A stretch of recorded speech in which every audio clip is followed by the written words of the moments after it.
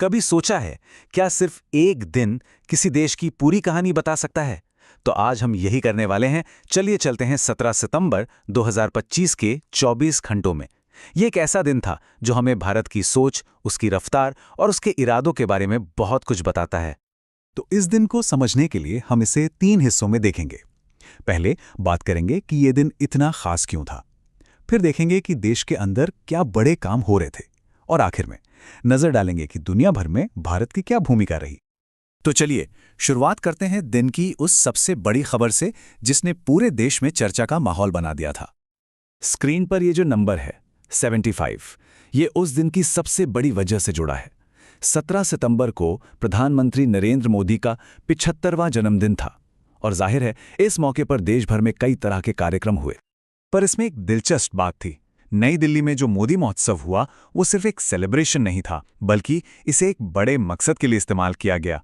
ये एक मंच बना विकसित भारत एट 2047 के रोड मैप पर बात करने के लिए, मतलब भविष्य की योजनाओं पर चर्चा का एक बड़ा मौका।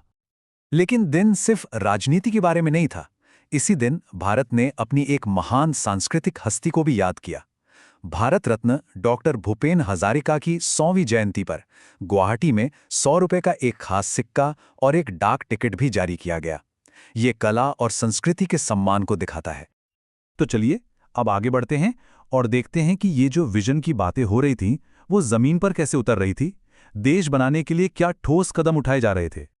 ये आंकड़ा सीधा जमीनी विकास से जुड़ा है।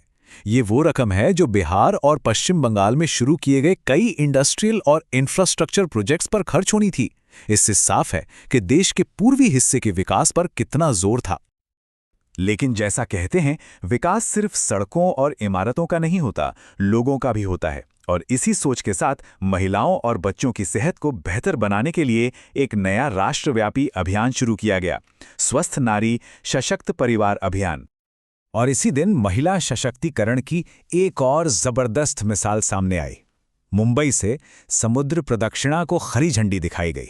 पता है इसमें खास क्या था? ये हमारी तीनों सेनाओं की पहली ऐसी समुद्री यात्रा थी जिसमें क्रू के सभी सदस्य महिलाएं थीं। कमाल है ना?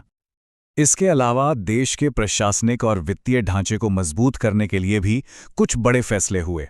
एक तरफ अलग अलग मंत्रालयों में 35 जॉइंट सेक्रेटरी नियुक्त किए गए, तो वहीं दूसरी ओर श्रीनिवास इंजेती को नेशनल स्टॉक एक्सचेंज यानी एनएसई का नया चेयरमैन बनाया गया। और हां, एक और अहम काम हुआ। हमारी हजारों साल पुरानी पांडुलिपियों को डिजिटल रूप में सहेजने और दुनिया तक पहुंचाने के लिए ज्ञान भारतम पोर्टल लॉन्च किया गया। मतलब एक तरफ भविष्य की तकनीक और दूसरी तरफ अपनी प्राचीन विरासत को बचाने की कोशिश। तो ये तो हुई देश के अंदर की बात। अब चलिए अपना नजरिया थोड़ा और बड़ा करते हैं और देखते हैं कि इस दिन भारत ने दुनिया के मंच पर अपनी मौजूदगी कैसे दर्ज कराई। ग्लोबल स्टेज पर भी भारत काफी एक्टिव था। एक तरफ उसने फिलिस्तीन मुद्दे पर 2 स्टेट सॉल्यूशन का समर्थन करके अपना कूटनीतिक रुख साफ किया। वहीं वियना में अंतर्राष्ट्रीय परमाणु ऊर्जा एजेंसी की कॉन्फ्रेंस में हिस्सा लिया और साथ ही विश्व रोगी सुरक्षा दिवस भी मनाया। और फिर दिन का अंत हुआ 2 ऐसी खबरों के साथ जिन्होंने पूरे देश में जोश भर दिया। जी हां, खेल की दुनिया से। एक तरफ जैस्मीन लैम्बोरिया ने वर्ल्ड बॉक्सिंग चैंपियनशिप में ऐतिहासिक गोल्ड मेडल जीता, तो वहीं दूसरी तरफ क्रिकेट में भारत ने पाकिस्तान को 7 विकेट से एक तरफा हरा दिया। तो एक तरफ बॉक्सिंग में ऐतिहासिक गोल्ड और दूसरी तरफ क्रिकेट में इतनी बड़ी जीत। सच में स्पोर्ट्स के लिए ये दिन वाकई यादगार था। तो जब हम इन सारी घटनाओं को एक साथ रखकर देखते हैं तो क्या तस्वीर बनती है?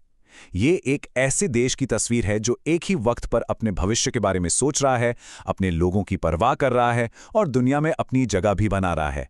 ये वाकई एक नेशन इन मोशन की झलक है। लेकिन ये सब हमें एक आखिरी सवाल पर लाकर खड़ा कर देता है। विकास के प्रोजेक्ट्स, कूटनीतिक फैसले और खेल की जीत, इन सब में से कौन सी घटना का असर सबसे लंबे समय तक रहेगा? भविष्य आखिर कौन सी कहानी लिखेगा? सोचने वाली बात है।